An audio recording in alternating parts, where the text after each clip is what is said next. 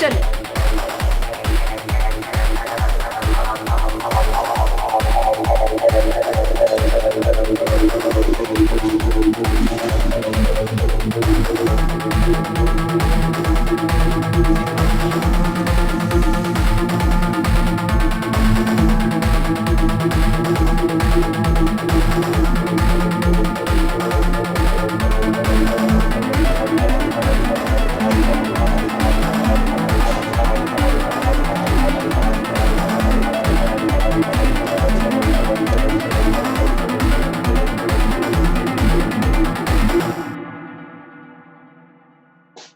Winston, how are you, mate?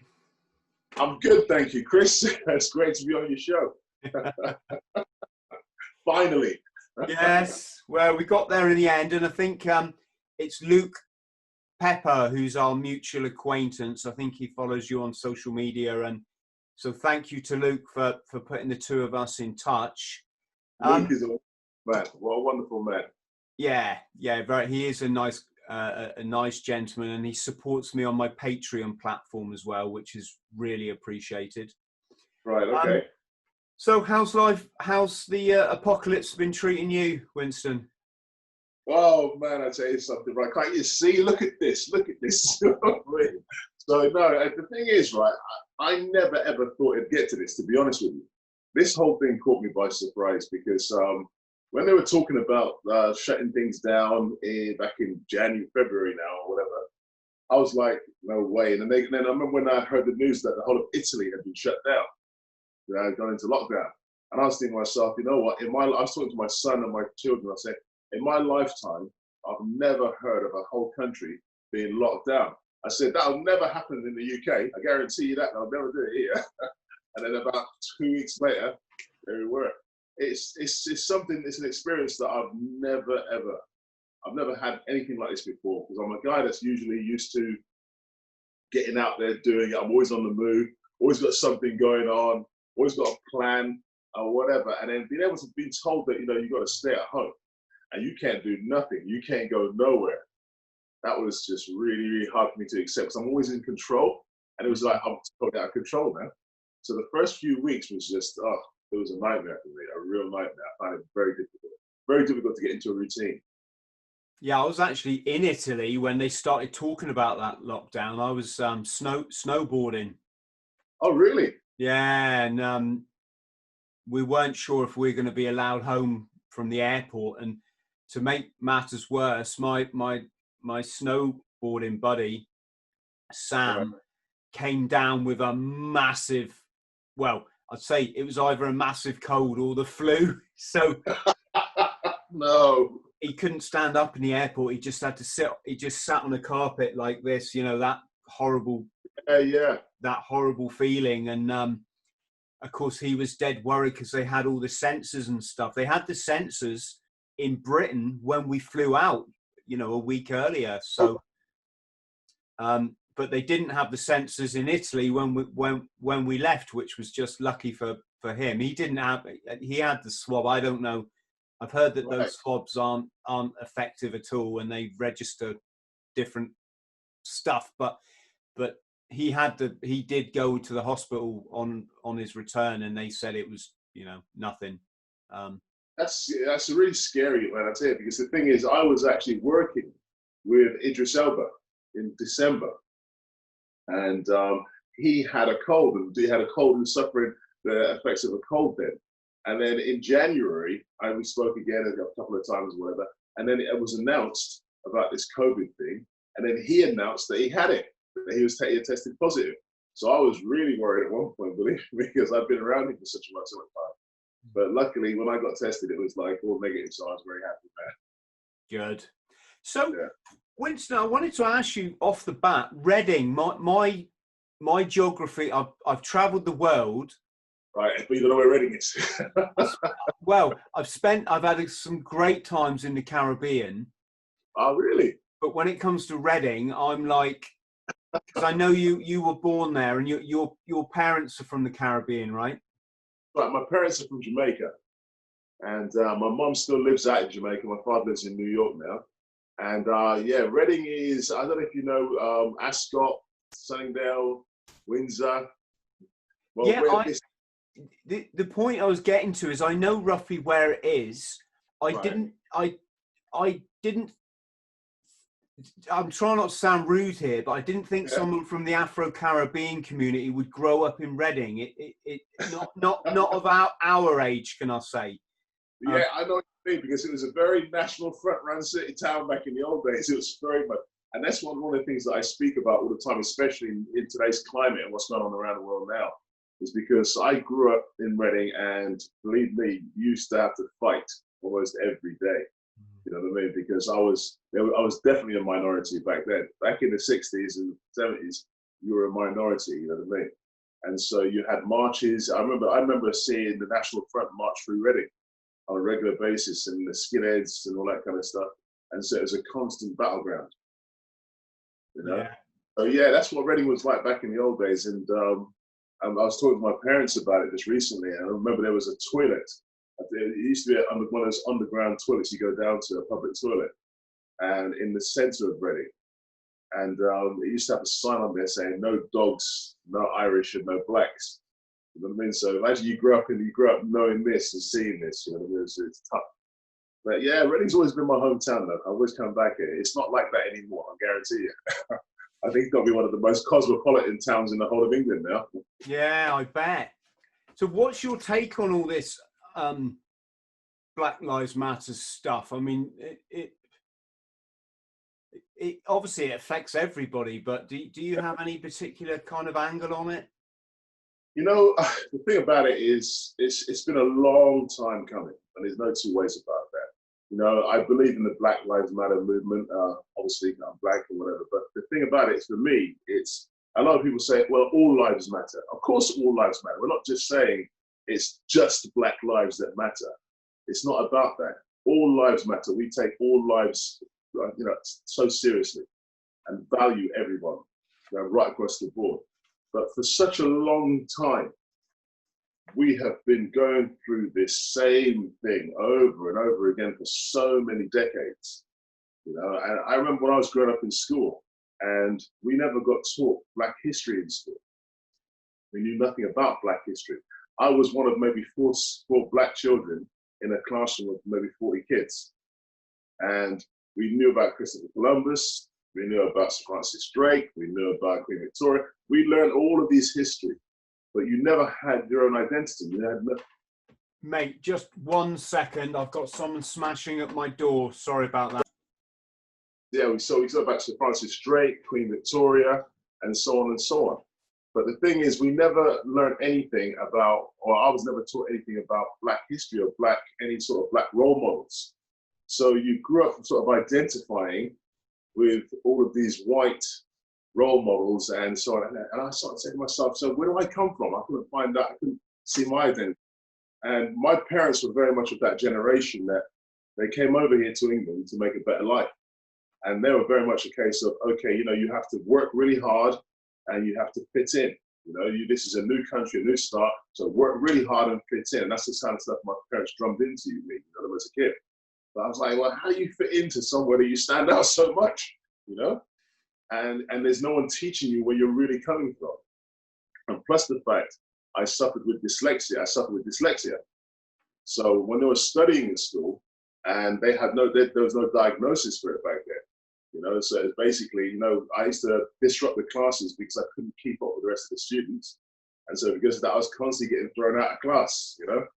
And so it became this wheel of just rebelling because you just couldn't find out anything to identify with, you know? And I think that's one of the biggest problems that we have, is the fact that we have that generation of people of our age group that grew up in this country but knew nothing about their identities, and so they just rebelled against everything, you know? And now we have this what's going on in the world now is that it's this new generation. That's one of the things, that's why I put out my video last week, is because of the fact that I see all these young guys out there now. And they're out there and they're fighting police and they're, you know, destroying statues and all these kind of things. And I don't agree with that. I don't agree with that at all. This is one of the things I'm strongly against it, because the one thing that I've learned throughout my journey in life is that this doesn't get you anywhere. This doesn't solve the problem. This will get you, people will fear you because of this. They don't respect you because of this, unless you're in a competitive ring. You know what I mean? And so, bro, I learned to use my head. I learned to use the brains that God gave me. And that's taken me a lot further in life than if I just kept on fighting. Because when I was, as I said, when I was growing up as a teenager, it was constant battles, always fighting. And it got me nowhere. It didn't get you anywhere at all. So that's one of the things that I speak at. Now it's my turn. I'm sorry, somebody's there. Just 1 second. Growing up, you know, we fought all the time. It's fighting all the time in Reading. And like I said, you know, we had, you know, there was no real role models except for people like Muhammad Ali, who was known as Cassius Clay back then, and you know, great cricketers like Viv Richards and stuff. So it was all sports personalities, but there's nobody you could turn and say, well, you know, this guy invented this or this guy created that. And you know, it was one of those. For me, it was quite daunting not to sort of know where you come from. And I remember they brought out this program called Roots, and it started telling me a bit more about Black history. And that was the weirdest thing about it, is because I never studied Black history at school. I had to learn about it from a TV show. And it started to think to myself, wow, really? This is what we went through? This is what generations of us went. And believe me, it made things even worse, because when I went to school then, I realized that anytime somebody called me by my surname, because back then you were always known by your surname. No one ever called you Winston. Like Ellis, you know, Mike Ellis, or whatever, called you by your surname. And as soon as someone called me by my surname, I was like, don't call me Ellis. You know what I mean? I was like, I wanted to fight, because I just watched this whole program about slavery and how people have been treated back then. And it hurt to the core, you know? Mm. But like I said, I think the way to move forward as a people, what's going on right now, it's got to be education. We have to go right back to the basics and start educating right across the board. The young people in the schools, let them know there's no. Why do we have Black History Month? 1 month. This should be Black history, just like any other history. Teach it all the way around so people know about it. Yeah, and the thing is, the policing, the same. Educate the police to understand their communities. I had a conversation with a councillor, an MP, not very long ago, and we were talking about different things to do with what's happened and so on and so on. And this councillor his constituency is predominantly Asian and Black, and he doesn't know about Black History Month. He didn't understand it. No. And I'm thinking, can you, you know what I mean? How can you do that? You need to. I think education is the key, and that's what I said from the beginning. A very dear friend of mine, Mark Straker, who was my mentor, he always said, you know, the key to this is going to be education. And if we can educate each other and educate the people in power, educate our children, that next generation, then maybe we'll have a chance in 50 years' time, you know, because we're leaving a better legacy for that next generation, you know, because that's what concerns me, is the fact that I have grandchildren. I have 3 grandsons, and I'm thinking, what kind of legacy do I want to leave them? What kind of country, what kind of world do I want them to grow up in? You know, are they going to be judged by the color of their skin or by what they can do? I don't want anything for free. I'm not asking for anything for free from anybody. I heard about this this policy they have in America, whereby they say, okay, you have to employ a certain amount of Blacks. You have to do this. You have to. No, I don't want it to go the other way neither. If I'm good enough for the job, give me the job.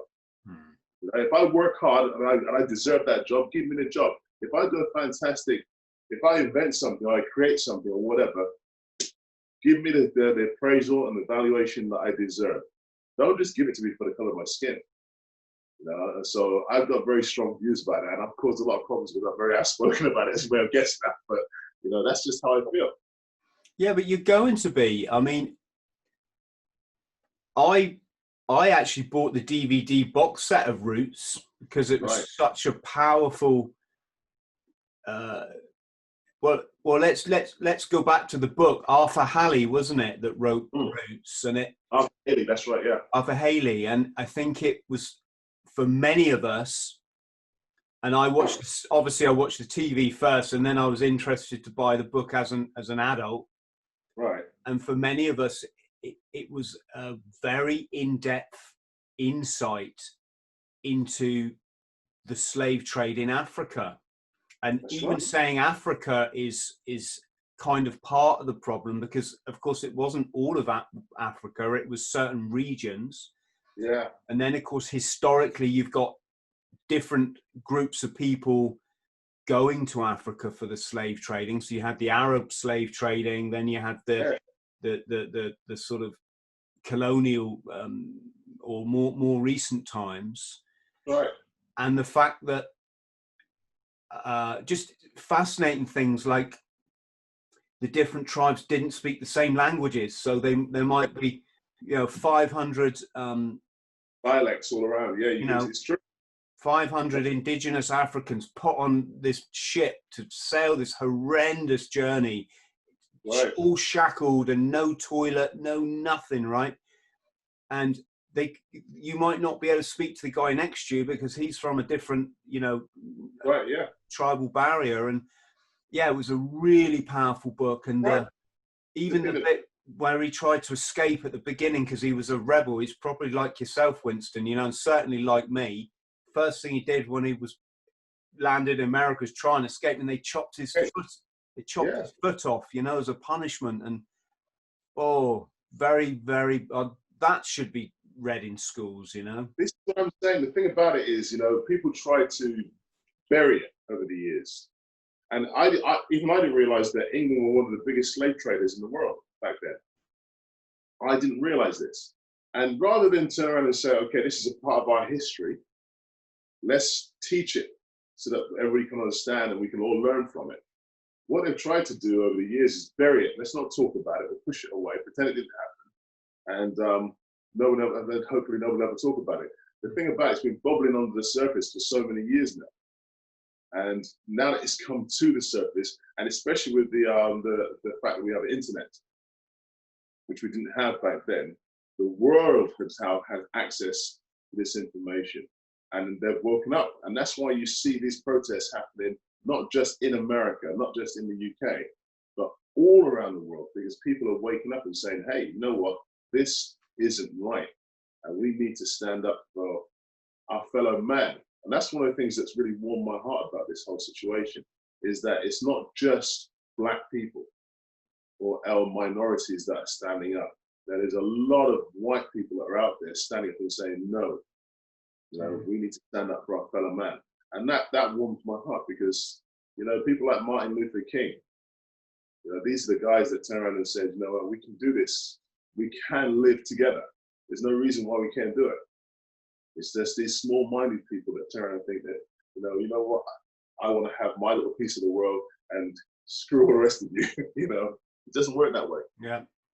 So, and it's a two-way thing to an extent as well, because even though with this, I know it's become a bit of a cliche, but white privilege, yes. I get that.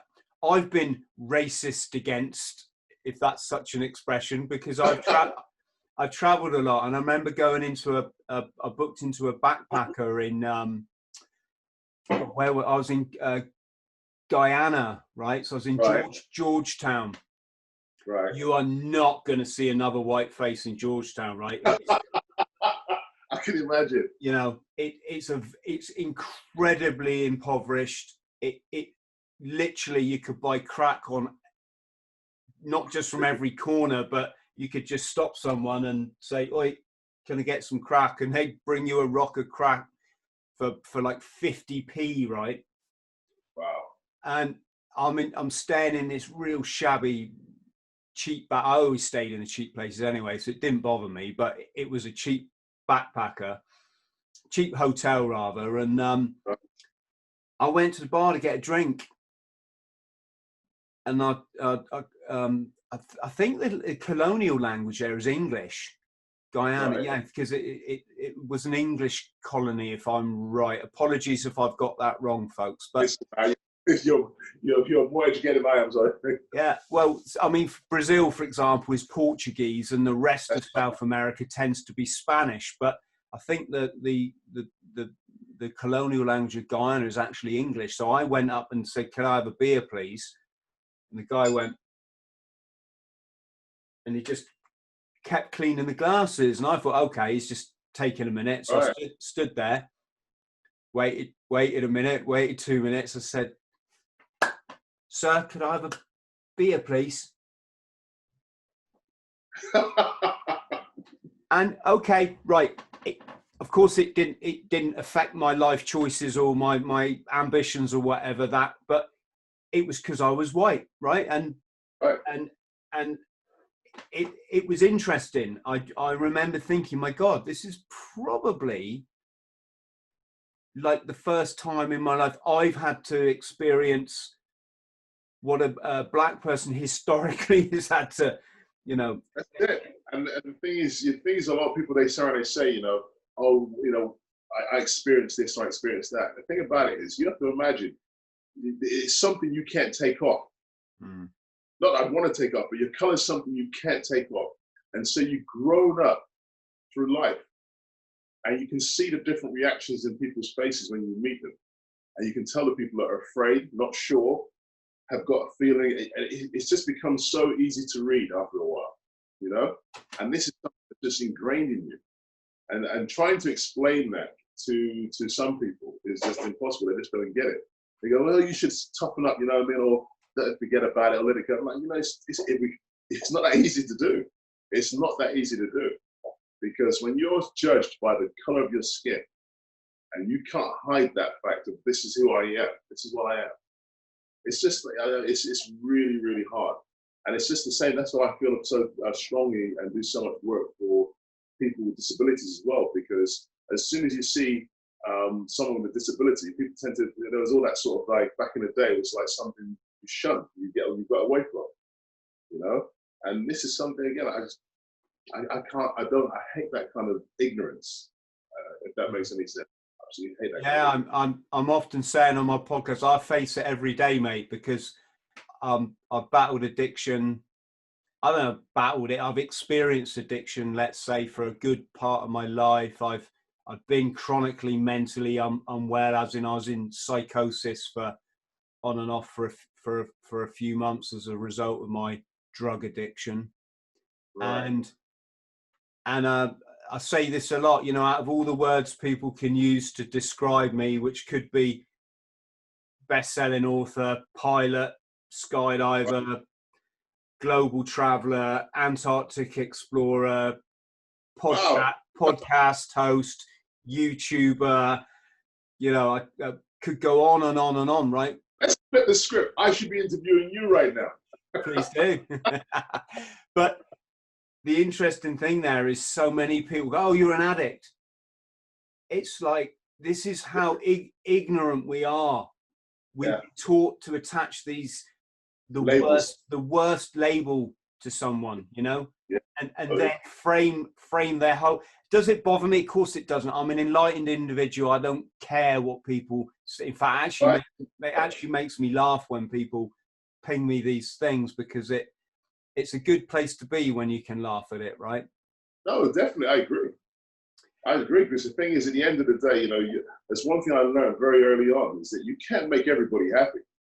You can't. It's just impossible. And some people they'll dislike you just because of your success or what it is that you represent, and that's just their ignorance. And I've learned now over the years that, you know what, that's their bag they gotta carry. You know what I mean? That's not my bag. If I start getting upset about that and start taking it personal, then I'm starting to carry some luggage that doesn't belong to me. So I tend to turn and say, you know what, you don't like me, you don't want to have it, fine, that's your bag. You have a problem with my color, that's your bag. That says more about you than it says about me. You know what I mean? So I'll leave it there. Yeah, I just steer my own ship now, and I go by my moral compass. I don't set out to upset anybody. And if people haven't it, you know, I'm about truth and love, and I think that's the only way to be if you want to be happy in life. Everything else acts as a blocker, and it means you can't just get to that nice level of happiness all the time. That's what I did. Somebody was asking me the other day. They said to me, Winston, you know, you're a single man. Why are you single? Why are you single? I'm like, you know what? I don't want to be in a relationship just for the sake of being in a relationship. I want to be in a relationship with someone that makes me happy. You know what I mean? Someone that we can feed off of each other. That when I'm feeling down, they can pick me up. When they're feeling down, and it's a neutral thing. You know, it's not just a case of, okay, I've got a girlfriend just because I've got a girlfriend. You know, I don't do that. I've never believed in those kind of things. I'd rather be single and happy than in a relationship unhappy. You know, having to put up with stuff that I don't want to put up with. I've been single most of my adult life, and tell you what, Yeah. it's because I've never been needy. You know, I see most people are needy. No. They have to have someone on their arm to feel good about themselves, and I'm like, no, this is me. I'm happy as I am. But the good thing about when you get that happiness being on your own is the right person then comes along for you. I agree with you totally on that. That part I agree. And they will change your life, like my gorgeous Jenny has, you know. Right. She loved me if I was lying in the gutter with a bottle in my hand, or whether I'm a successful. Those are the tough ones to find, man. So hold on to Jenny. Those are the tough ones to find. Those are the real deal.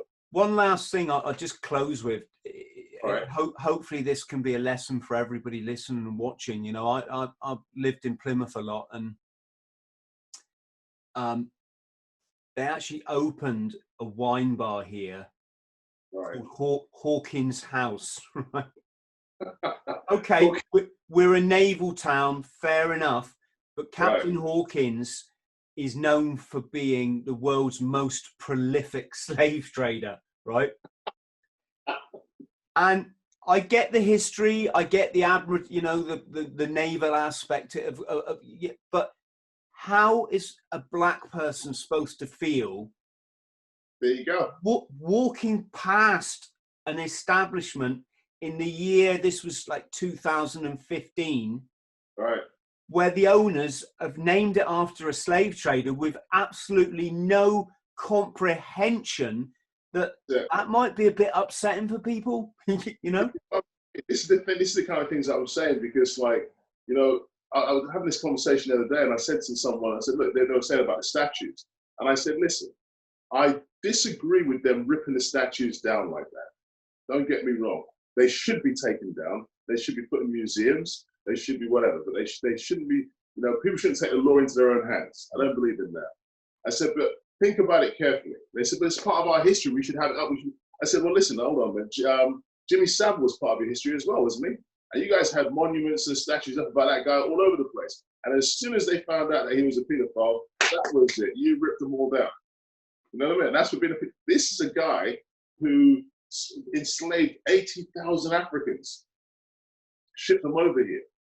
20,000 of them he threw off the boats because of the fact it was overloading. Just threw them into the sea because it was overloaded. You know what I mean? And then basically, you want to have this statue stay up. You want to keep that up. What does that represent to the people that have got to walk, the black people that have got to walk past that and know what that represents? You know, and so it's like, oh, yeah, I see what you mean. And this other thing, again, I was like, this whole thing, Black Friday, and its meaning. You know, why should we change that? I'm like, it's not a case of changing it. But recognize where that term comes from, Black Friday. It come from once a month, on the Friday of once a month, they would get rid of all the slaves that were no good. They would sell them off at auctions. That's where the term originated from, Black Friday. And now you use it for sale. Oh, well, I didn't know that. I'm like, this is what education is all about. You educate, people know, and then they can turn and make their own decisions, you know, on what is appropriate and what is not appropriate. But as far as I'm concerned, taking the statues down is a definite must, but putting them to a museum, not destroying them. I don't believe in destroying history, because it is history. This is education. You know, I don't want to erase what happened. If we try to erase, it's impossible. But if you were trying to erase what happened, it would change the identity of who we are and how we got to here. This is all meant to happen, all meant to be. Well, it's like our good friend George Orwell said, you know, once we've erased history, we're even more screwed than we already are, and we're already screwed, folks. Please believe me. You know what I mean? A lot of people just trying to brush this thing under the carpet and hide it. We can't do that. We have to face up to it. This is it. It's not a dirty little secret anymore. This is real.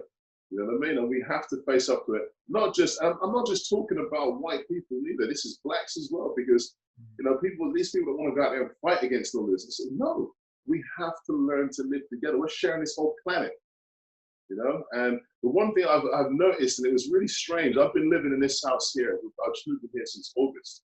And I've been living here since August, and I'm only here for a short time before I move on to somewhere else. But I moved here, it was night, I'm working flat out, constantly, whatever. When the lockdown came into effect, and I was stuck here, and I couldn't come out of the house, whatever, I found out there's a big lake about 200 yards from my home. I didn't even know it was there. Do you know what I mean? I heard birds singing in the trees. I'm thinking, where did they come from? I could see the sky at night. And the thing what I've realized is that you can smell the air is different because there was less cars on the road. Oh, I've loved all that aspect. You know, I'm quite lucky because I'm used to working from home. I've been writing books for 12 years, so I'm used to sitting here doing this. Right.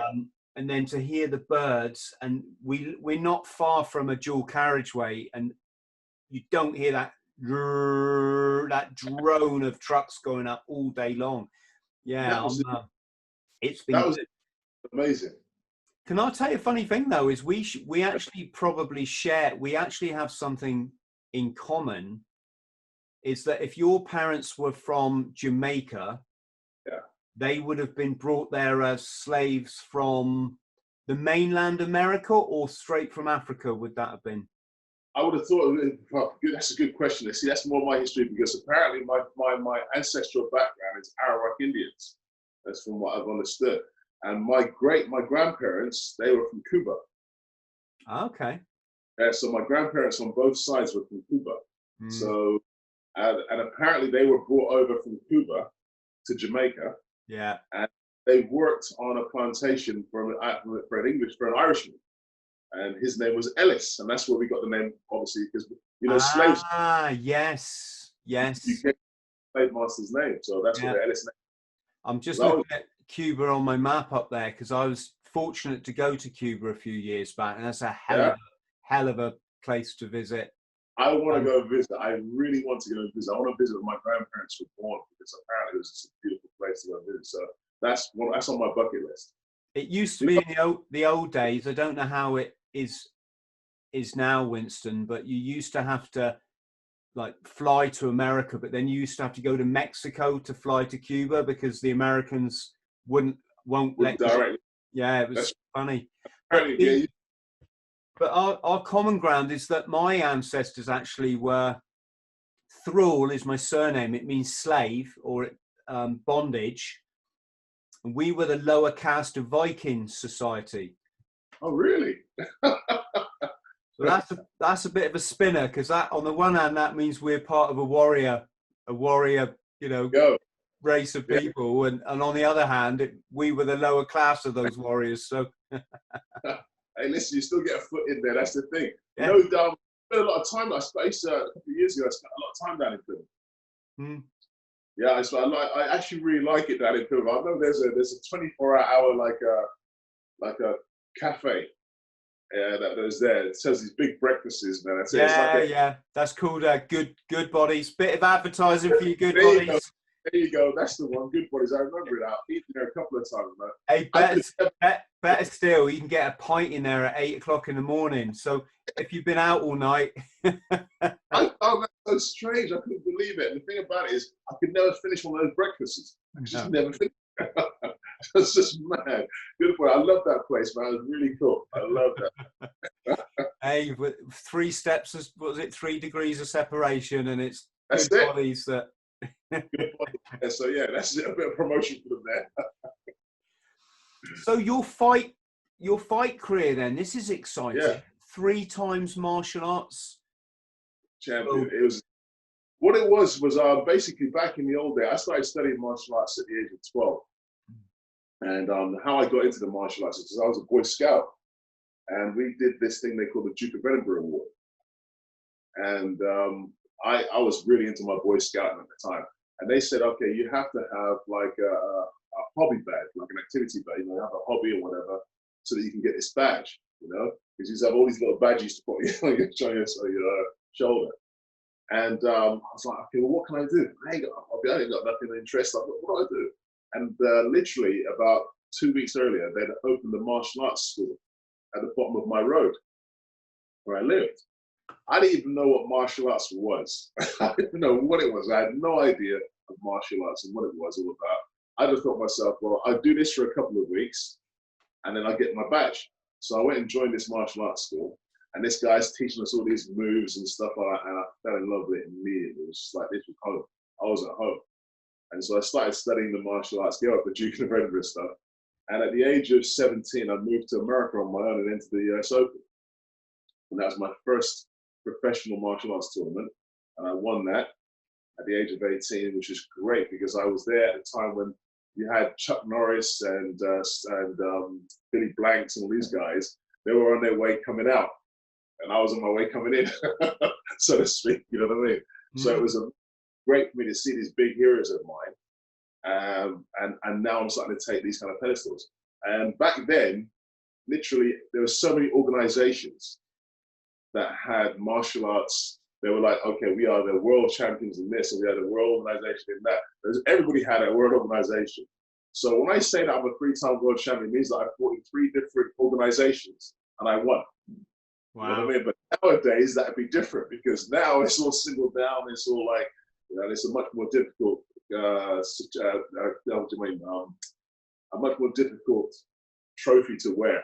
If we just say 3-time world champion, yeah, it's a whole of it. It sounds different than what it would have done back then, because back then it was a lot easier. And I'm saying that with all respect to the martial artists of the day, but the thing about it is, like, everybody had a championship belt back then. It was not as governed as it is now, you know.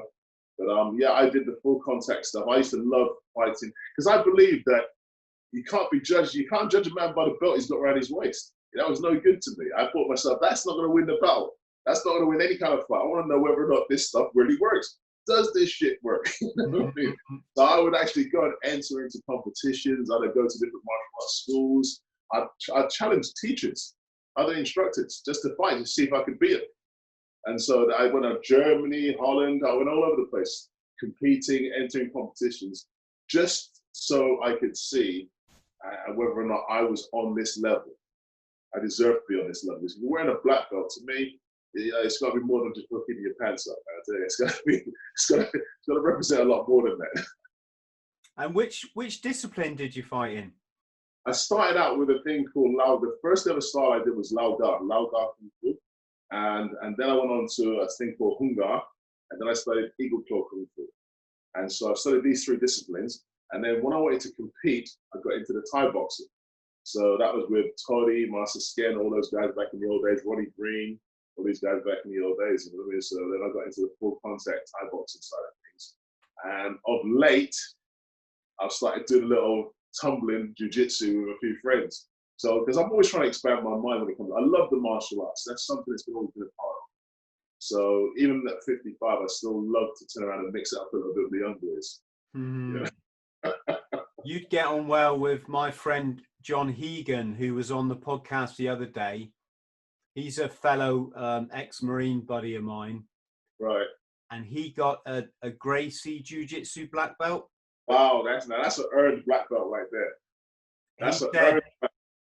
He said, Chris, whereas, you know, other black belts, you can sort of hit the gym for the dojo for 2 years and kind of get that belt. He said, this one's different. He said, you're talking 10 to 15 years, solid commitment.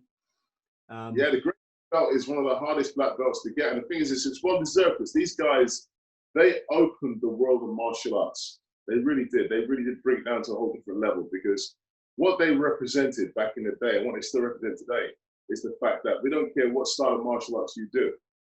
You know what I mean? If we get our hands on you, it's all over. Yeah.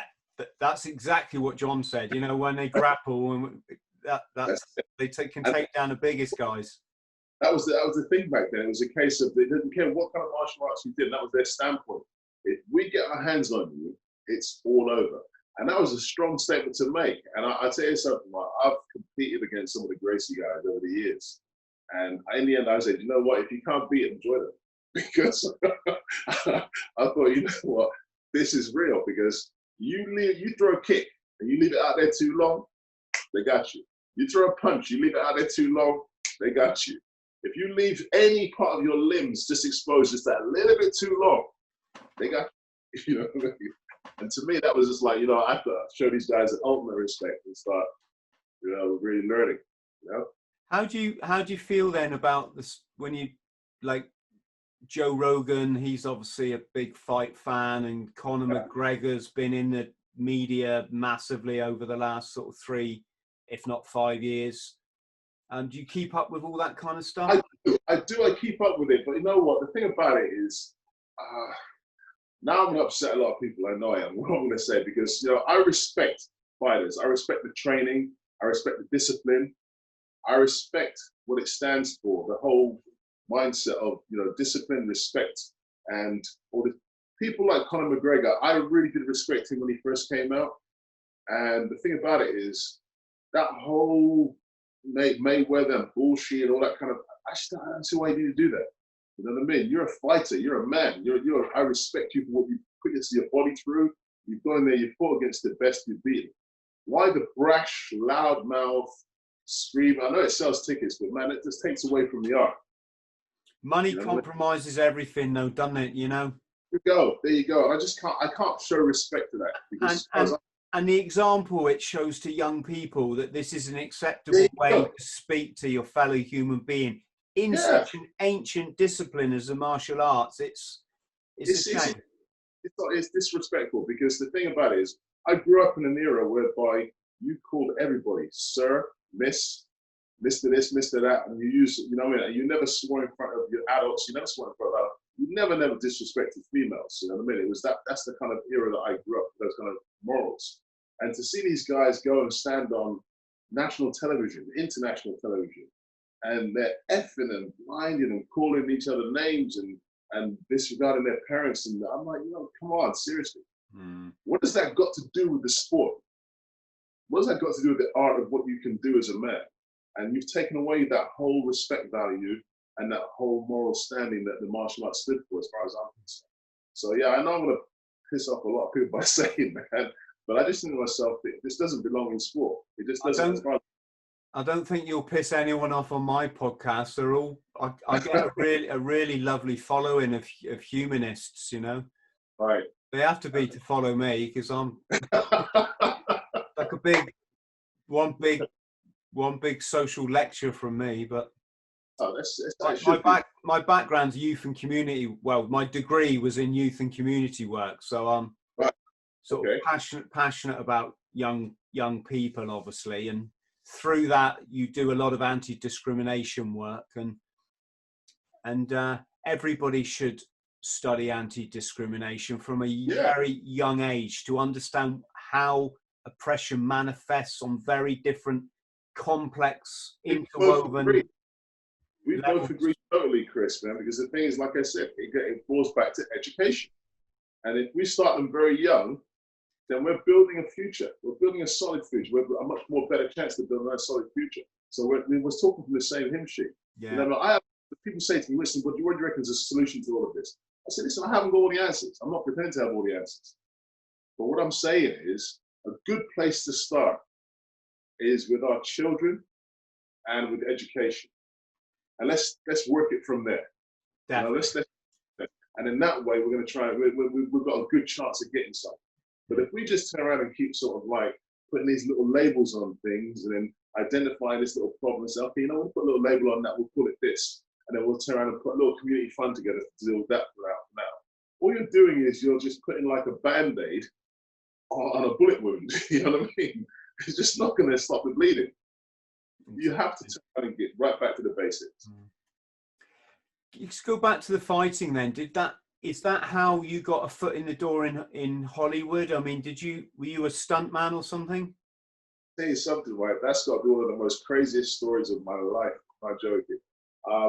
At this time, I was young. I had my son. My son was born at that time, and I was traveling between the UK and different European countries like Greece and Spain, and to compete. You know, that's what I was doing. And so I was a very young father traveling between these countries competing. And I was actually teaching seminars in Greece and Cyprus. this particular year. I was out there teaching seminars, and I remember it was very, very late one night, and I was on the beach in Greece, and it was like, okay, what am I going to do in my life? I can't just keep doing this forever, you know what I mean? Because, you know, you make a little bit of money, but the fact is, you know, I keep leaving my son. I want to think about something that's going to be much more solid. It's going to give me a better future. And so whenever time, most people sit down and they meditate and whatever, I was on the beach really late. I started doing my katas. And that's what I was doing. Do all these martial arts moves up and down the beach because there's no one around. I thought. With that, this little Chinese guy comes walking up from one of the hotels, which is way down the beach, way across the beach. And he's coming walking up and he goes, my boss has been watching you and he wants to meet you back in the hotel. He wants to talk to you. And I'm like, okay. So we go back to his hotel now. This little Chinese guy called Simon, who walks me in. And there's this guy who I've seen in thousands of Hong Kong martial arts movies. So he's sat right there. And next to him is Jackie Chan and Philip Ko. You know what I mean? Next thing I know, they're saying, Philip Ko saying, I want to fly you to Hong Kong to make a... Hang on, can we just start? Are you saying Jackie Chan was in the room? Or? Yeah, they were there. They were there location shooting. They were doing that, I can't remember what the movie was doing at that time, but they were location shooting for different... Because, see, it wasn't done like it was done now. See, they would send, but in present days, we'd send out a location scout. And this is a funny story. We send out location scout. Go look for locations before you start shooting. You know what I mean? And you're going to make these movies. Back then, they turn around and they say, right, we've got this script. Somebody's written this script. It looks really, really good. Let's go to this country to go and make it. And they come to the country without permission, bring all the camera equipment, and they just start filming. And they'll be looking for locations as they're filming the movie. And that's how it was done back in Hong Kong back in the day. So you had Jackie Chan, you had Philip Ko, Simon Yam, and a few others out there, and they're shooting these movies. And they're just at night, they'd be filming during the day or filming in the evenings, and they'd go out looking for locations for the next scene, the next day. So I caught them while they were out there looking for locations.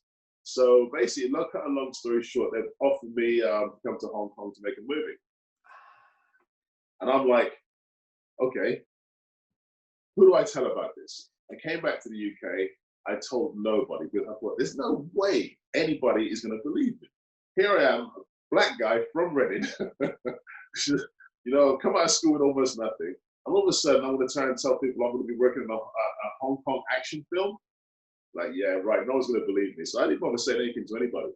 6 weeks later, plane ticket comes through the post. And I'm like expected to get on a plane to go to Hong Kong.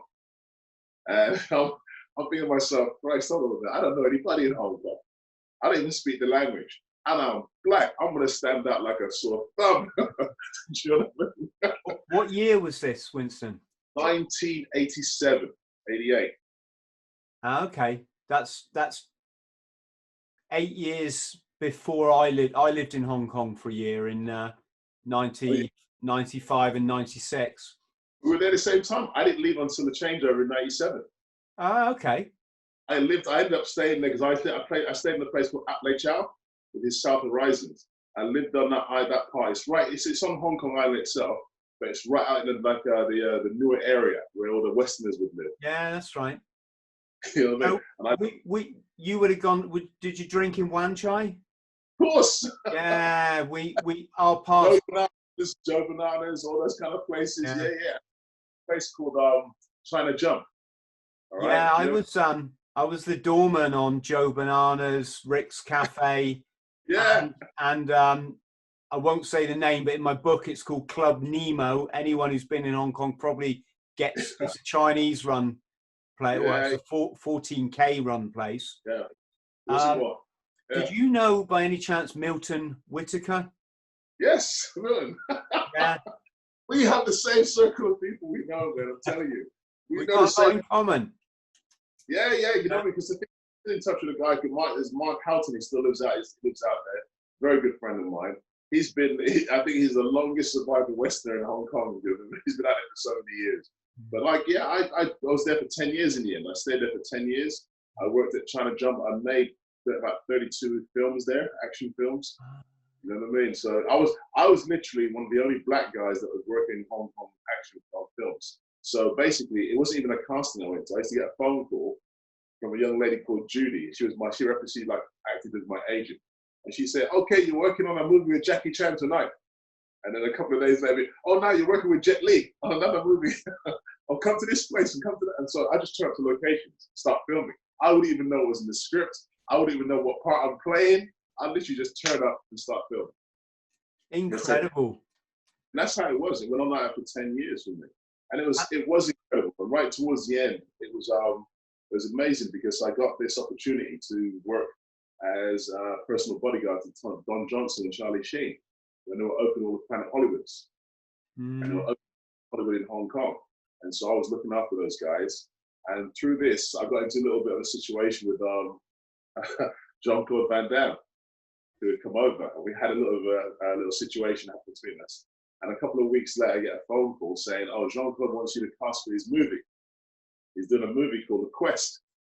And it's going to be a big Hollywood action film. It's going to have 16 of the world best fighters and all this kind of stuff. I was like, okay. So I went along to the casting and he gave me the part. So that's how I broke into the Western side of filmmaking.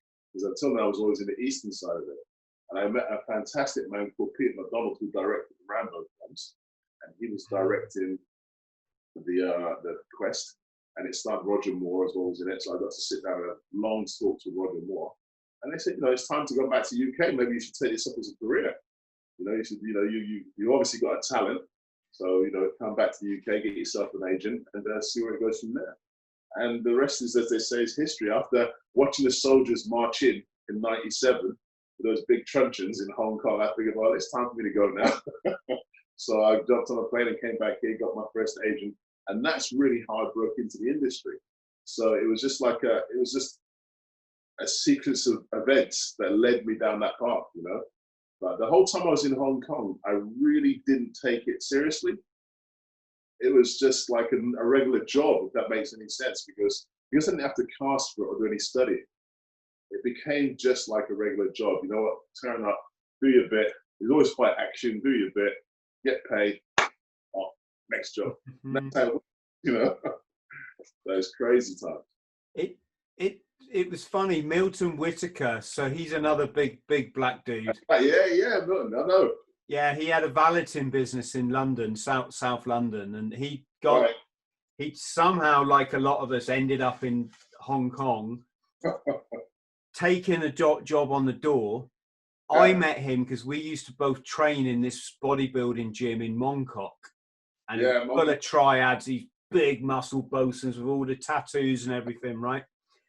And he was spotting for me one day, and I said, what do you do for work, mate? He said, doorman Joe Bananas, right? Right. And I got fed up. I'd left the Marines to run a business there, got fed up in the business world, and it wasn't really working out very well. So I said to him, any jobs going there? And he went, yeah, mate, they want doorman all the time, right? So I got the job at Joe Bananas, not for very long. I lost most of my jobs in Hong Kong within a few weeks, but one night I'm stood on the door and there's a chap. His name escapes me, but you might know him. And I turned to him and I said, what you been doing today, mate? He said, been down Planet Hollywood with Jean-Claude Van Damme. And I was like, really? He's like, yeah, I'm a martial artist, so I do a bit of film work, right? He said, Jean called me from the Peninsula. For people listening, Peninsula is the plushest hotel. That's right, yeah. The most famous hotel in Hong Kong, this old colonial building. He said, yeah, he called me to his room, called me, and I went up to his room earlier, and we've been working out together today, right? And this is when Jean-Claude Van Damme was at the height of his fame, right? That's right, yeah. So the guy's name is it's in, for people listening, he's the guy in my memoir, Eating Smoke, my Hong Kong memoir, and he was in he played a Scottish guy in a kilt who was fighting in an underground car park. Mike Lambert, I'm sure it is Mike Yes! Lambert. Mike Lambert. Yes. Yeah, Mike Lambert. Yeah, man, that's me. I say so. As soon as you said that, Mike Lambert. We did the same movie with Jean-Claude. Yeah. because we were working the same thing at the same time. Mike Lambert is one of my oldest friends, man. He's such a lovely, lovely human being. Amazing human being. And he played the Scottish fighter in the Quest wearing the kilt and everything. So, yeah, Mike Lambert. Yeah. Well, we were. You can tell him we were on the door together at. He wouldn't remember me, but I've got a sort of photographic memory for what happened in Hong Kong. Hence. Yeah. Michael remember you. Michael remember you. He's married, living over here now. I think he's living up north somewhere, but he's one of the top stunt guys in this country now. He's doing so well. Wow. He's actually on my Facebook page. Actually. Okay. He's actually.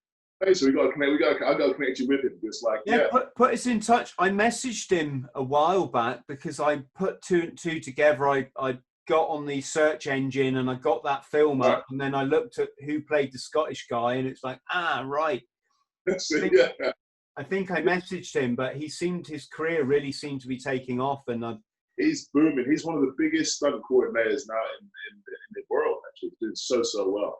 You know what I mean? This guy, but he's such a lovely. It couldn't happen to a better guy. He's such a lovely human being. Mike Lambert is one of the old gents. You know, one of the old school, one of the real gents. I'm just writing all this down, mate, so I don't forget. Yeah. So you've been in some big budget movies, as our American brothers and sisters call them. You know, I like to stick to English. It's films for me. But, films, yeah. But how was your progression? You know what? The funny thing about it is, I got into two of the biggest franchises, which was at the time, which was the Pirates of the Caribbean, and also Batman. You know, and the thing about it is that it was quite by chance again. Okay, to our friends at home, you are not going mad. In the interests of hygiene, we've both gone and changed our shirts. We've had a shower. We've tidied the house, and I've tidied my office. You're not going to get COVID-19 from this podcast. That's absolutely true. Believe me. No, on a more serious note, we because we're such busy individuals, Winston had to fly off to New York. I had to go to Paris and then Milan, and now I love this guy. Now we've reconvened the podcast, which I might rename the Bullshit Podcast. And Winston, my friend, it's great to be back. And I was so loving our chat before we had to go our separate ways. So was I, Chris, I tell you. Very much so. I really enjoyed it. Really enjoyed talking to you. The fact we've never met, and yet we both know two people. Similar people. We're connected, from Hong Kong. It's amazing. That's amazing. So we broke off with you saying you were running across some cars for a cornflake advert. That's right. This is actually how I got the story of how I got the Pirates of the Caribbean job. I was actually in South Africa shooting a Crunchy Nut Cornflakes commercial, and the commercial was on the basis of it was based on Point Break, the movie Point Break. So, you know, I'm the cop chasing the robber. We're running through the streets, we're going over cars, we're running through shopping malls, and then we go busting through this front door of this house. And that was one of my first ever real big stunts for me, because it was real glass, and I had to go charging through head first. So I smashed through this glass, tore into the kitchen, and the guy's knocked over the box of Crunchy Nut Cornflakes. And as I run into the kitchen, I see that, I pick up the cornflakes, look at him, watch him run away, and then radio back into the boss and say, listen, you got away, you know what I mean? So that's the commercial. And it finishes with me eating this bun of cornflakes. But the thing about it, we were out there in South Africa for a whole week filming. And it was baking hot. And every single day we're running, every single day. Because when you see the commercial, people can look it up on YouTube, you'll see we're running every single day. And they're full out runs. So my body was aching, believe me. And I got a phone call from my agent saying, look, they want to cast you for Pirates of the Caribbean. And subsequently I thought about it, and I thought, you know, to be in a pirate movie, at a time I'd never seen any of the pirate films, and there was only one had been made. I thought, no way, because I'm either going to be the slave and get whipped, or I'm going to get killed in the first couple of scenes. So So I decided, well, you know what? No, I'm not going to do it. Anyway, I got back to the UK and I had a terrible, terrible cold. I could hardly talk. It was so bad. And my daughter we had rented the DVD of the first Pirates of the Caribbean film. I remember putting it in and watching it and seeing Johnny walking across a sinking ship. And that was it. I knew straight away, this is going to be big. So I called my agent and said about getting on the film again. And she was like, well, it's already too late, you know. They've already turned around casting the film, whatever. So it's too late. A couple of days later, I get a phone call from her saying, listen, they want to see you for a particular role that they've written. And they want to see you for this character called Prolifico. And I'm like, but I can't even talk. And she goes, you got to go down there. And this is the middle of winter, coming straight back from South Africa.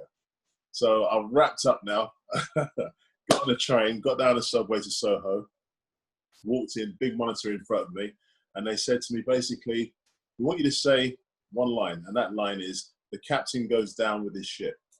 And I was like, the captain goes down with his ship. And they were like, 3-picture deal straight away. So that's how I ended up getting Pirates of the Caribbean. Honest to God, true story. If I hadn't had that cold, I don't know what would have happened. But yeah, it was one of the most craziest castings I've ever been to. And then to get a 3-picture deal out of it, of which I've done 2 of the films already now. So I've still got an option to do a 3rd one. You know what I mean? But was it? Like, it's got to be nerve-wracking going into an audition. Oh. So, do you have to get yourself into a place where you just shake off that nerve so you can perform? What do you do there? The thing about it for me was, it goes back to when I was working in Hong Kong, on films in Hong Kong. I never had to go to a casting. I never went to a casting. In 10 years of making movies, in 36 movies, I never went to one casting. Because I was literally one of the only black guys in Hong Kong making action films. So I was literally getting phone calls all the time saying, Winston, you know, are you available for this movie? Yeah, I'm available. I swear to you, there was times where I was working on one film during the day and I'd go on to a completely different film set in the evening. That's how much work there was. And it wasn't until I came back to the UK in 1997 and I went for my first casting. And I was like, casting? I didn't even know what a casting was. I remember 10 years in Hong Kong. And I thought, well, I've got this in the bag. And I remember walking into Spotlight. It was for a Coca-Cola commercial. And I remember walking in the Spotlight, and there must have been about 30 black guys in this room who looked just like me. And I was thinking, oh, man, now I'm going to have to really start working now. It's not as easy as it was before. So to answer your question, yes, it can be nerve-wracking. But the way I look at it, I've tended to try and get myself into the mindset, you know what I mean, they want you, or else you wouldn't be at this casting in the first place. Because usually I've gone down a shortlist. And usually, you know, hundreds of people will be applying, but they'll shortlist it down to maybe 2 or 3. And so that gives me confidence in knowing that they're interested in me.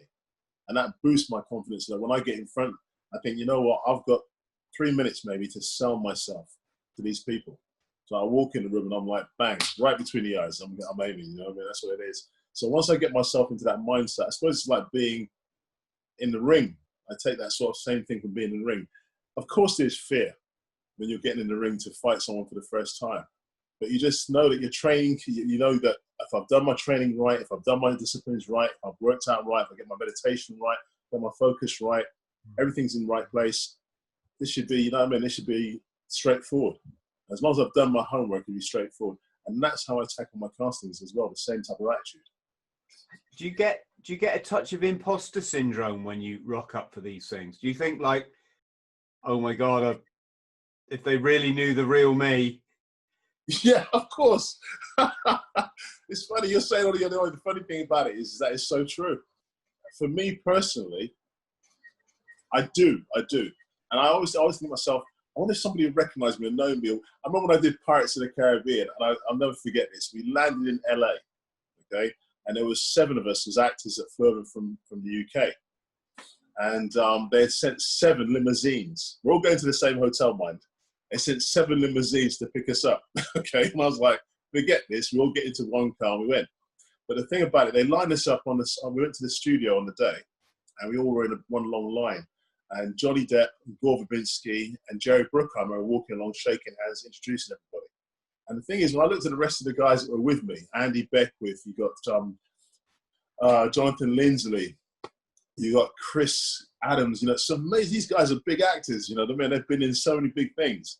And not only that, but they've been told to grow all the whiskers and all the beards and all the hair prior to coming to LA. I never got that memo.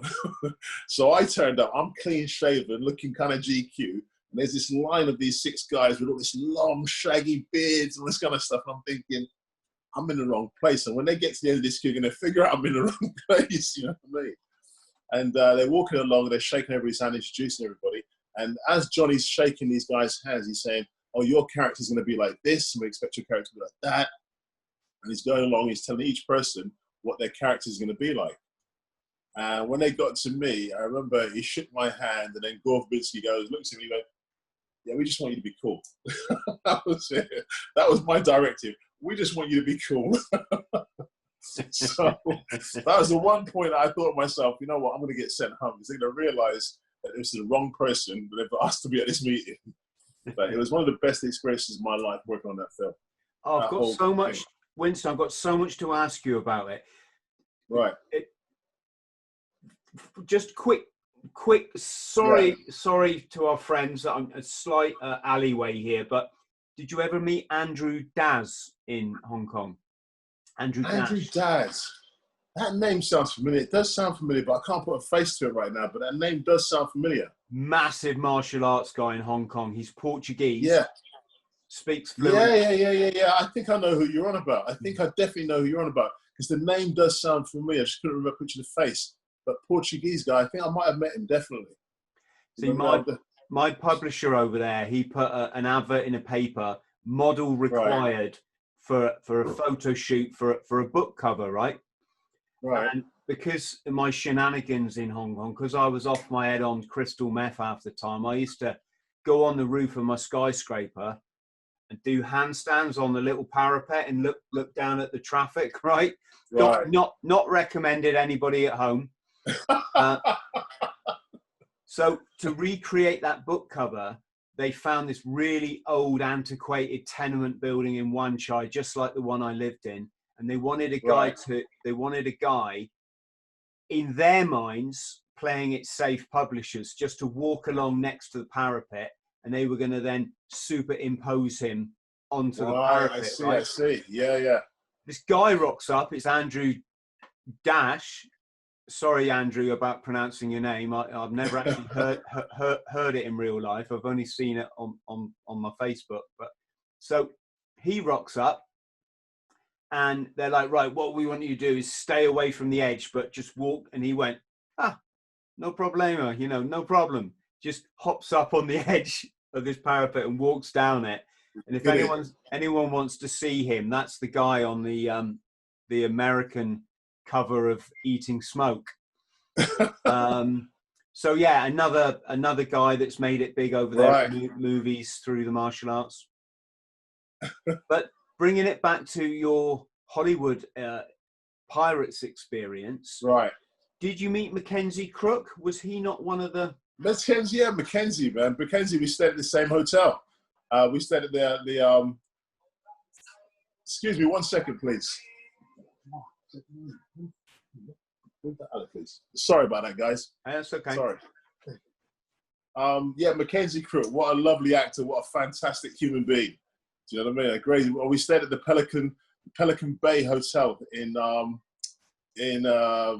Freeport in the Bahamas. What a lovely, lovely man, and so funny. The guy is hysterically funny. You know what I mean? But yeah, I loved him. I love Mackenzie. All those guys, we were like one big family because we were there for 18 months.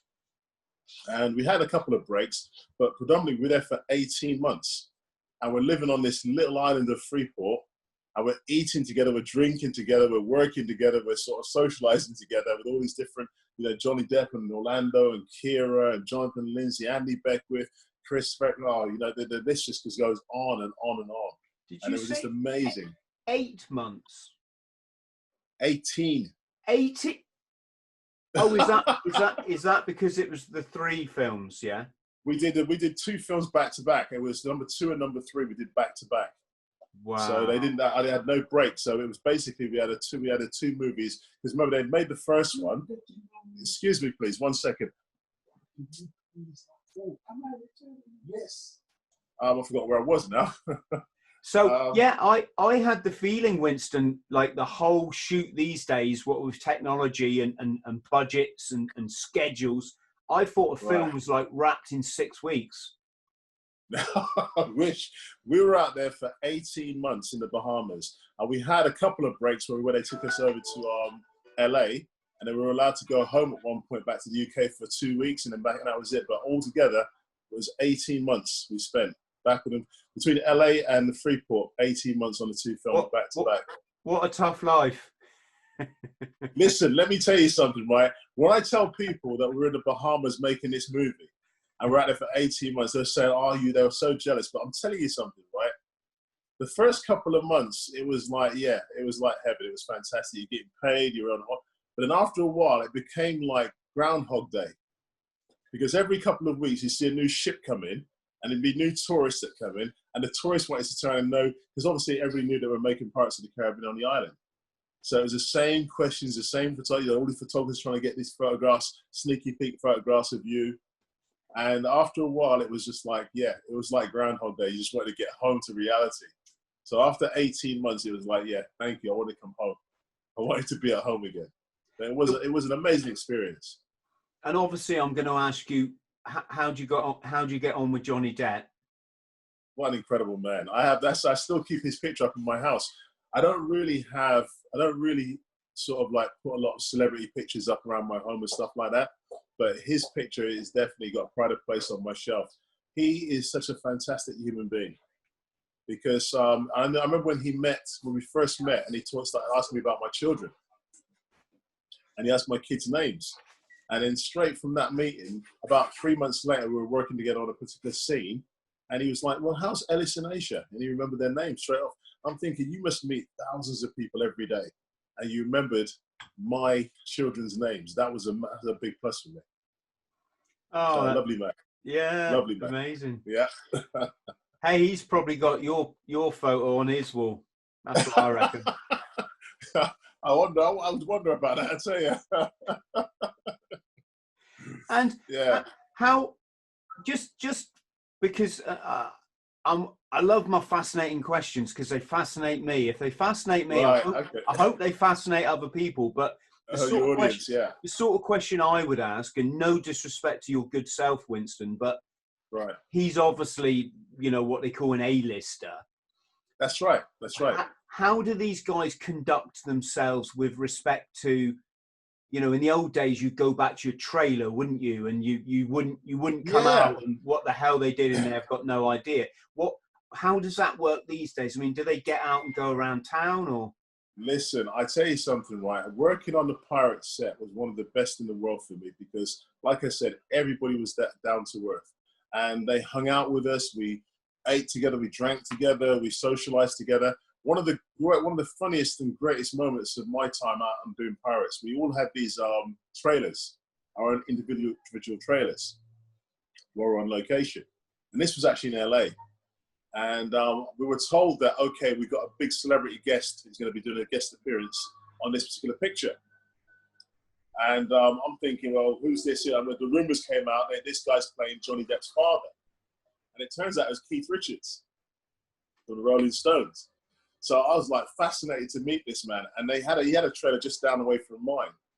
And I remember the first time I saw him, I was thinking to myself, what is this a real human being? Because the man's literally transparent. You can see, it's just like, you can see the years of this rock and roll lifestyle.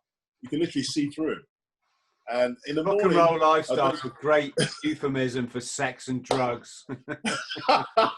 Well, I didn't say it, okay? Remember that, people. I didn't say it, okay? But like, yeah, this guy was sat there with his little billy can kind of thing, bacon and eggs outside of his trailer, and a bottle of drink, and he's good to go. And that was him. And it was just so hysterical to see this guy who is this mega movie star, mega musical star.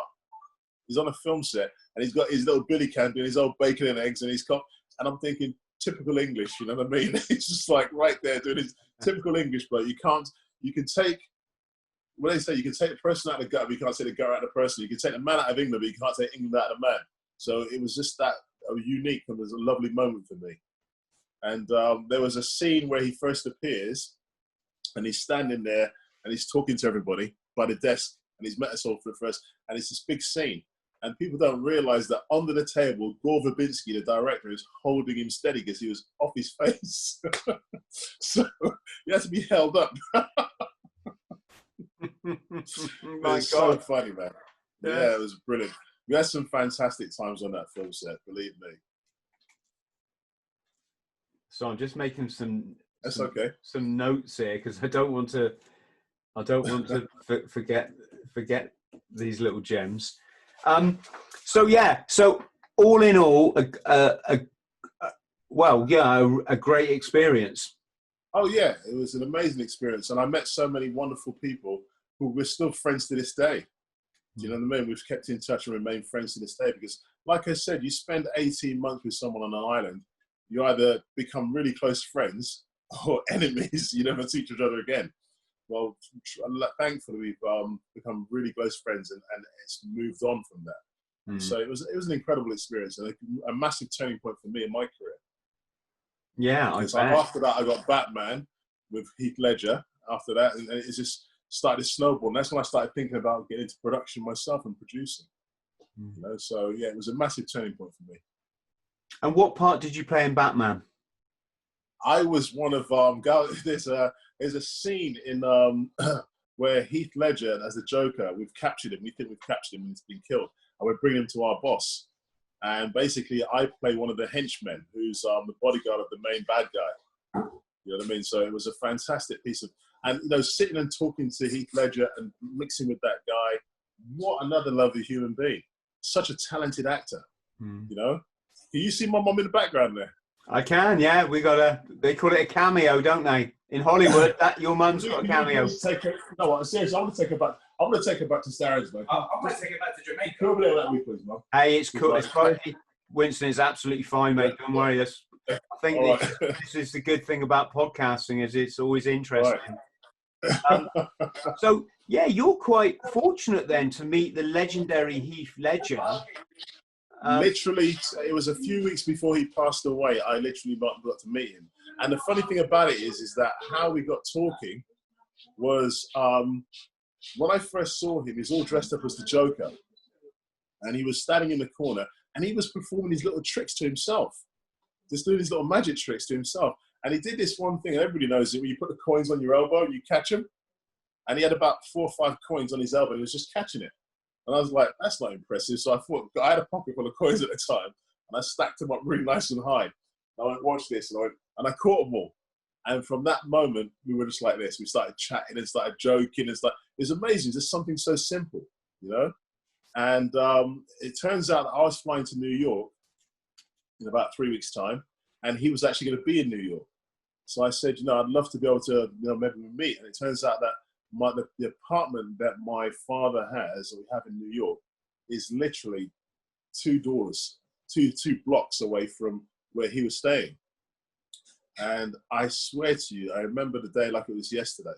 I was about to board the plane. I remember sitting there waiting for them to call the number. I was about to board the plane, and I got a phone call from an Australian radio network. And they were saying, I would like to ask you your views and how you feel about the death of Heath Ledger, what you got anything to say. And I'm like, he's not dead. I just saw him. Yeah, he died. He passed away this morning. I'm like, what? That's how I found out. Literally just getting on a plane. Did you saw him on that trip to New York? I saw him before the trip to New York, and I was going to meet with him when I got out to New York. That was the plan. Do you know what I mean? So there's someone at my front door. 1 second. Sorry about this, buddy. Everybody leaves me. And Winston, I mean, I'm going to take this chance to ask you. I hope you don't mind if I do, but there was a lot of controversy around his death, wasn't there? There was a lot of sort of dark possible darkness. Did you have any take on that, or was it just a tragic? He died. For me, there was no take. I think it was just a tragic accident. It was a tragic something that happened. Because the thing is, I know in my heart of hearts, I didn't know him that well. It was a very short time that I knew him. But from what I experienced with the man, he was madly, madly in love with his daughter, his former wife. There's no way he would have committed. People said he committed suicide or he did this, he did that. There's nothing like that at all. I never saw anything like that whatsoever. I think it was just like a combination of, the perfect storm with a combination of certain things that just didn't match together at the same time. He didn't come across as being depressed to me. He was as I said, the time we spent together, even though it was a short and brief time, it was amazing because we laughed, we joked, we shared tricks, shared magic, because I'm into magic tricks as well. I love a little bit of magic, you know what I mean? So we were doing this, and that's what we spent the time on the set doing for that 3 days. And I never saw anything like that. What a nice memory to have of somebody. It's affected me more. Even now talking to you about it, I find myself getting a little choked. Because the thing about it, Heath is about 2 or 3 years older than my son. And when I sat down and met him, and then, you meet this young man and you think, you know what, you're going to be a mega star. I can see it I can see that he's going to be a big, big star. Because I'd followed his career a little bit beforehand, The Knight's Tale and so on and so on. And I thought, Ned Kelly and all that, I thought to myself, you are going to be a mega star. And then to find out that he died in such a, tragic way, it was just so sad. It was so thing, sad, isn't it? It's that thing about death when it's untimely and it's a young person. Yeah. And it's just so unexpected, isn't it? You get it a lot in the military. I don't know if it's specifically in the Marines because we're all a bit mad. Right. We're all a bit kind of, well, we live life to the full. We don't. That's it. Yeah. We don't have a slow down switch. It's like full on. Yeah, and you don't cut any corners. You guys are full on all the time, man, Marines. That's it. So military people are always full on. But I know what you mean. I know exactly what you mean. So talking of full on, did I see you were in Rise of the Foot Soldier? Yeah, it was. I did a very small part. See, the thing is, again, I wasn't allowed to work on any other projects while I was doing Pirates of the Caribbean. And I'd flown home. Well, we'd had like a 2-week break. And I'd flown home for that 2 weeks. And I spent 1 week filming the Batman movie. And then I got a phone call from a friend of mine saying, listen, do you mind coming and doing a couple of days on Rise of the Foot Soldier? And I was like, okay, no problem. I'll come and do that. And I remember I just bought myself one of these brand new Chrysler. And it's like they called it the poor man's Bentley at the time, the Chrysler C-Series. And so I bought this black Chrysler and I pulled up. And when I pulled up at the set today, I remember there was all these black Range Rovers and all these real gangsters. Do you know what I mean? You know what I mean? Some real faces that you know. You thought, these guys this is the real deal. But like my scene in the movie was literally very, very short. I basically instruct my henchmen to go and find someone in a nightclub. And I myself never leave the vehicle. And that was it. It was a very, very short scene. Was that the bit where they pop pills in the nightclub? Yeah. Yeah, that was so funny. So yeah, it was a really good. I really enjoyed meeting some of the characters down there because these guys are real characters. You know what I mean? Because one of the things about rock, people don't realize that there's a lot of people that are involved in the original films. They're the real guys that were around at the time, involved in what actually happened in all that Essex lot and all that kind of stuff. So these were some of the real characters. You know what I mean? I'm not going to mention any of their names because I don't want anybody knocking at my front door, so I'll just leave it right there. But basically, there were a lot of the real characters involved in the films. So for people listening, if you haven't seen Rise of the Foot Soldier, it's a film based upon the Rettendon murders. So that was where a Land Rover with the bodies of 3, let's say youngish men who were allegedly drug dealers, and they're all pretty much hard as nut Essex boys, right? They rocked up dead in this Land Rover, and there's a lot of conspiracy about who actually. That's right. There's a lot of different takes.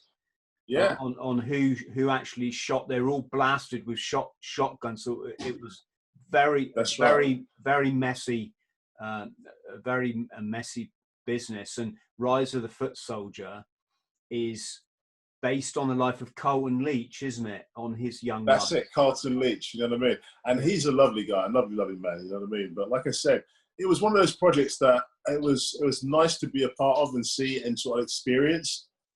Do you know what I mean? And I had it was a fantastic experience for me. But moving on, I mean, there's so many things now that I'd said to myself, if I was going to do it, I'd do that differently, because I think if I want to get involved in that type of film, she's there again. She's there again. I'm sorry, man. Okay. I really apologise. I just can't help you. She can't help herself. No, it's fine. Man, there's no point keep saying sorry. No, I don't mind. I don't mind. Sorry, man. I apologise. Yeah. Hey. They say don't work with children and animals, and I can add. Right. I can add. Don't work with iPhones. Yeah. Mothers is fine by me, mate. The thing is, right, I've said to her about 4 times now, please don't talk. Before you even came on, I said, don't talk, Mum, please don't talk. And she starts talking as soon as you get on. Do you know what I mean? And I said about 3 or 4 times. Hey, mate, treasure them while you've still got them, mate, because when they're gone, it's, it's too late, isn't it? I remember that, yes. Yeah. I'm going to move this a little bit so that way they can move in the background. It's honestly fine. Winston, right. So you met Colton Leach because he was kind of obviously an advisor, wasn't he, on the Yeah, set? He was an advisor on the set. So yeah, I met him. I think I met him twice actually. You know, floating through. But it was one of those things that one of those experiences that I thought this is crazy, because I noticed that they would turn up in these black Range Rovers with blacked out windows, and you never knew who was in them. And there was like 3 or 4 of these cars, and all of a sudden these characters would come out. You just knew. These were the real deal, So I thought, enough of that for me. And what was Colton's take, though? I mean, I'm not sort of treading on dodgy ground, yeah. Right? I because everyone has a different view of how these chaps were murdered. What's the kind of general? Is it the way they said? To be fair, listen. To be fair, and to be honest with you, I never got into that discussion. And there was never really that time for that discussion. The thing that we talked about briefly, and more than anything else, was my car, the car that I turned up in, because it was one of the first ones that were in this case, a Chrysler 300cc, and it was like one of the first ones in the country at the time. So we spent most of the time talking about the vehicle, and then there was a little bit of time talking about the part in the film. But that subject, we didn't touch on at all. You know what I mean? So I can't really tell you what his take was on it, but it was just interesting to me. Probably safer for all concerned to leave all that stuff out of it. I've learned that a long time ago, man. Seriously, I learned that knowledge can be a very powerful tool, but it also can turn around and get you in a whole heap of trouble. So. And so, what's in the future for you, mate? Right. Well, at the moment, right now, I've just signed to do 2 films where I'm going to be the lead actor in both, and I'm really excited about doing that. But the biggest thing, what's really my biggest achievement so far is that actually this is my debut as an executive producer on a feature-length documentary with Eddie Hall and Arnold Schwarzenegger. Yes. It's about Eddie's journey from being the world's strongest man into becoming an actor, and his mentor was Arnold. And basically we follow their journey throughout the last 8, 9, 10 months now it's been. And we actually culminate in LA at Arnold's house. And it's an amazing story, and the way which is the funny thing, these 2 guys have had very similar lives. People don't realize that they've had very similar journeys and had very similar obstacles to have to overcome. And Eddie is a young man, only 32 years old now, such a determined human being. I've never met anybody that's so driven and so determined. He sets his mind to something and he just does it. And when you see this documentary, I think it's gonna open a lot of people's eyes to exactly who Eddie Hall really is. I bet, mate. Sorry, I'm just writing this down so I've got some idea for clips later. Right. So, what is the name of the documentary going to be? Called The Beast. When Eddie met Arnold. It's called The Beast. That's Eddie's nickname, isn't it? The Beast. The Beast. That's right. Yeah, that's his handle. Yeah. So when you met Arnie, did you? I hope you asked him why did the black man always die first in your freaking films?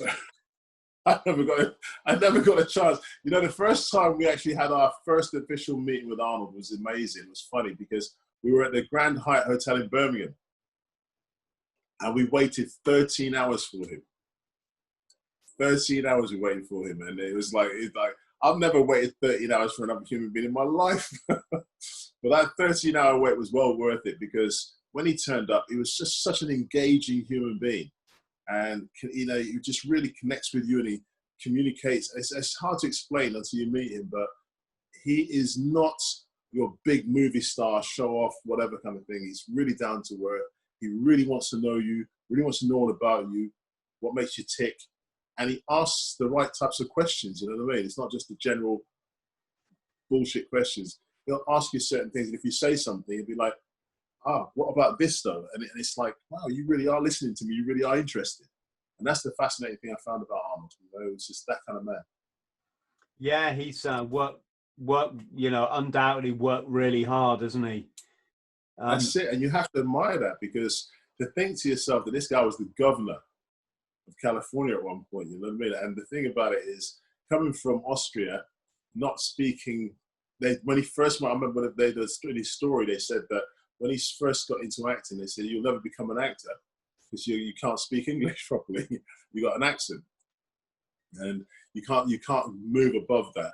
And he set himself a goal. He said, no, I'm going to do this. I'm going to prove them wrong.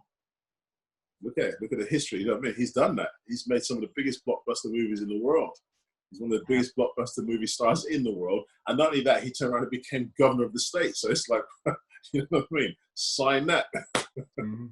What's he like close up? And the reason I say that is, without getting too personal, I heard he was really ill a number of years ago by somebody who lived in California. I actually met them in Venice in Italy. And this guy said, I was chatting to this tourist there, and he went, I'm from Venice, California, right? Right. And I went, okay. And I think I jokingly said, do you know Arnie then? And he went, yeah, well, he said, everybody sees Arnold out and about. He's like a big name here, right? Yeah.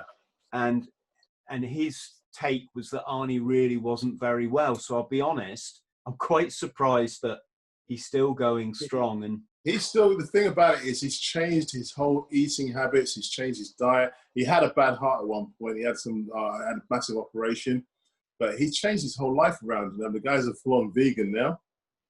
He eats healthy. You know, back in the day, it was all about meat, wasn't it? It was all told about, you know, you have to have meat for protein and carbs up. And that's what we've got taught. The thing is, now people realize how bad it is for you. And he is a complete vegan, changed his whole life around. And he looks so well now. You know, for a guy that's, you know, he's in his 70s. Arnold, let's face it, he's 73 years old.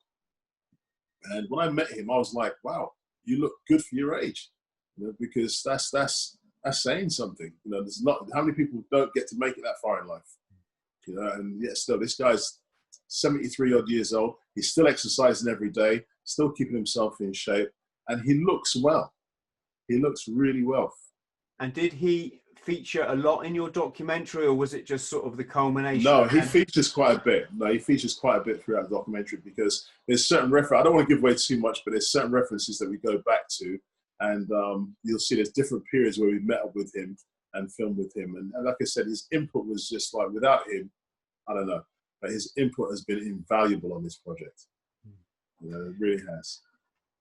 Are you familiar with Franco Columbu? Yeah. Yes. Bodybuilding world champion.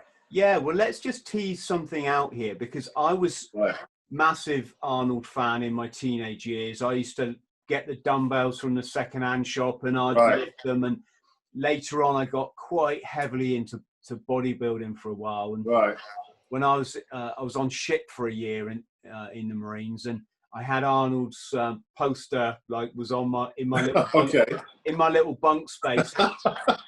He was my you know. Right. It wasn't that I fancied him, but I kind of did. No, I know what you mean. Yeah. But we all had that. My mentor, you know, was Arnold, right? And here's the thing. So obviously, if you knew Arnold, you knew his best buddy. Yeah, the guy that he bodybuilded with all throughout the sort of late 70s and was it That's right. 80s, right? Was Franco Columbu. Now, have you heard of the Mandela Effect? No. No, No. right. There's this very bizarre thing going on the internet.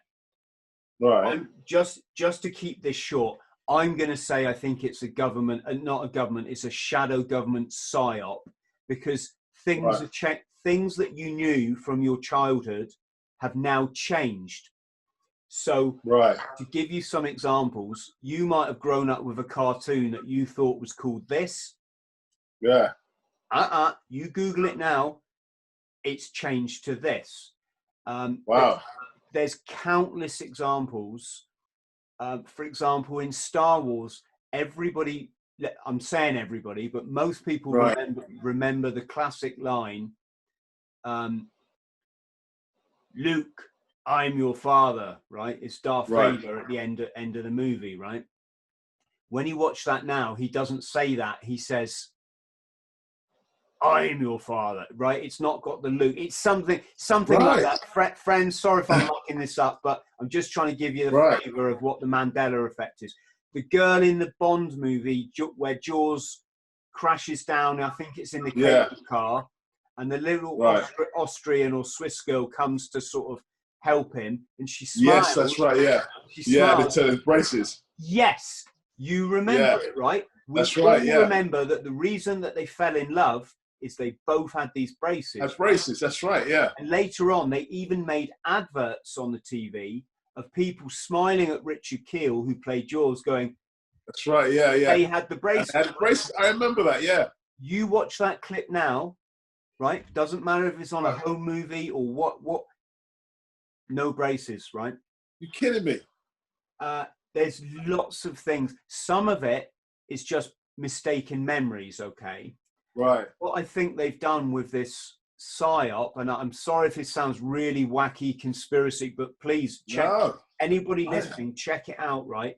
But I think what the shadow government have done is because they're always trying to come up with these new ways to divert people's attention onto this conspiracy, that, right? So don't focus on what's really going on in the world. So one of the things they've done is they've changed certain things from what we remember.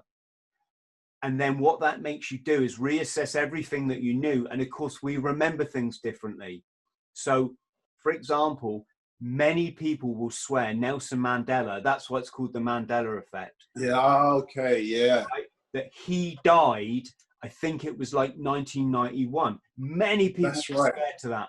Whereas in actual fact, he didn't die until the year, was it 2000 and something? I have heard of this before, because the thing is that, funny enough, I was actually at a awards ceremony about a year ago, and I got to meet Mandela's grandson. I got some photographs taken with Mandela's grandson, and that was the first time I'd heard about it. So I didn't know it was called the Mandela Effect, but I have heard that rumor before. Now, here's the thing. If you Google Franco Colombo, as we all remember his name was. That's right, yeah. They've changed it to Columbu. They've put a U on the end. You're kidding me. But unlike a lot of the other Mandela effects where it's really impossible to find the thing you remember, Franco Colombo, you can still find his name spelt Franco Colombo in lots of literature and book covers, right? You're kidding me. That's just crazy. I do that. It's weird. It's weird, but I just wanted to make the point that we all remember Franco Colombo. It was never Columbu. There's no such name as Columbu. It's a Spanish. When you mentioned about childhood and cartoons and stuff, I think he's going to come out with Captain Pugwash, because I still can't get over that one. You know what I mean? I still can't get over that one. Do you know what I mean? That whole program, I still can't get my head around some of the characters in that program. You know what I mean? It's just like, I'm thinking to myself, really? And you got away with that? For our young friends listening who think, what the hell are these guys going on about? Captain Pugwash was a cartoon about pirates when we were kids. That's right. And little did we know that pugwash is a naval slang for some gay sexual act, right? That's right, yeah. In addition, they had semen stains. That's right. And Roger the cabin boy. Yeah. Right? And nobody clicked. I don't know who wrote this. Nobody clicked. You know, That's it went it. out No there one. on primetime TV to all the kids and nobody clicked, right? And it wasn't just for one, this is like for decades as well. Do you know what I mean? I mean, seriously, this was programmed on for decades. And I'm thinking, how did no one catch on to this sooner? Do you know what I mean? Yeah. Like, and that Zebedee was always, that Magic Roundabout. Yeah. And Zebedee was always off his face. Yeah. The magic mushrooms. Magic Roundabout, you had Dylan the Rabbit, who was always stoned. Yeah, always stoned. Yeah. You had, was it Ermintrude the cow's always on the grass. Zebedee, who's always high because he's on a. That's it. Yeah. And we didn't. That's right. You know, we didn't click. You didn't sort of put two and two together. But seriously, it's been fantastic talking to you, though, man. I'm not kidding, Chris. It really has been. It's like a trip down memory lane. It's been great. Well, it's a great thing about podcasting, isn't it? It's that all the stuff you're not going to hear in the mainstream, and that's it. And we can chat about this. But I want to give some spotlight here to Eddie, who seems like an amazing man. I'm really looking forward to talking to him. I will definitely. How was making this documentary for him without ruining the ending? No, the thing about it, I'm not going to try and ruin the ending, but the thing for me, working with Eddie Hall was an experience that I will cherish for my life. Because his drive, his determination, he's there. He's the first man there, and he wants to be the last man to leave. He wants to give it all he's got. He will do it over and over and over again. He's very passionate about every detail, and I really enjoyed working with him. And you see how he's passionate about his workouts. He sticks to his workout routines, his eating habits. That was the thing I couldn't handle. That's the one thing I could not handle around Eddie Hall. I could not watch that man eat. 12,000 calories a day. Between 12 and 15,000 calories a day he was eating. And after a while, you just think, I just can't watch it anymore. It's painful to watch. But yeah, he's just he's one of the most determined individuals I've ever met in my life. And his background, he's one of these world's strongest men type characters, isn't it? That's right, he's his world's strongest man. But the thing is, a lot of people didn't realize that he could have made a career as a professional swimmer. He could have swam for the Olympics. Eddie is a phenomenal swimmer. And he swam for his county, he swam for the country. He could have been like one of the biggest swim stars we have. But he chose to go bodybuilder, to go giant route. He's still a good swimmer though, isn't he? I think. Oh yeah, he still swims a lot. He still swims a lot, and that's his thing, you see. But he is an amazing, and a lot of people think he's just big and muscular or whatever, but the man's got a brain on him, he really has. Very intelligent human being. Great. So yeah, that's a documentary we'll all we'll definitely look out for it. It's going to be worth it. Seriously, we've got some really good stuff now. I'm being called away now, so hey, listen. Winston, listen, do you want to just shout out for people listening on iTunes, just shout out where they can find you on social media, if indeed you want them to? Okay, yeah, you guys can find me on Instagram. It's George Winston Ellis on Instagram. I'm on Facebook. I'm on Twitter as the Black Eagle, and I'm on LinkedIn. And that's it, really. So, yeah, please keep in touch. Brilliant. All right. Winston, love to you and all your good family. I love you guys, man. Let's speak again soon, mate. Definitely. God bless you, brother. Cheers, man. You too, brother. Right. Hello, friend. I hope this finds you well.